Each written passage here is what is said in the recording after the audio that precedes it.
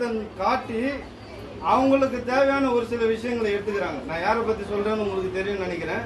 ஆனால் உண்மையிலேயே சொல்ல போனால் இந்த சமூகத்துக்கு 1989 20% இடஒதுக்கீடு கொடுத்தவர் தலைவர் கலைஞர். முதல்ல அதை புரிஞ்சுங்க. அவங்க கேட்டாங்க, யார்கிட்ட கேட்டாங்க? எங்ககிட்ட கேட்கல.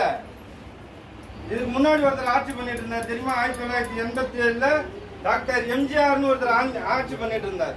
அவருடைய ஆட்சி காலத்துல தான் மரத்தை வெட்டி போட்டு எங்களுக்கு இந்த மாதிரி இடஒதுக்கீடு வேணும், நாங்கள் பிசியிலேருந்து மிகவும் பிற்படுத்தப்பட்ட ஒரு பட்டியலில் எங்களை சேர்க்கணும், எங்களுக்கு ஒரு சதவீதமான இடஒதுக்கீடு வேணும்னு கேட்டு எங்கள் ஆட்சியில் கேட்கல, எங்கள் தலைவரை கேட்கல, எம்ஜிஆர் கிட்ட கேட்டாங்க. ஆனால் அப்போ முடிவெடுத்தார். அப்போ நாங்கள் ஆட்சியில் இல்லை, தலைவர் எதிர்கட்சியாக இருக்காரு. ஆனால் ஆட்சிக்கு எப்போ 1989 வந்தார். வந்த உடனே வன்னியர்களுக்கு 20% இடஒதுக்கீடு உள்ளித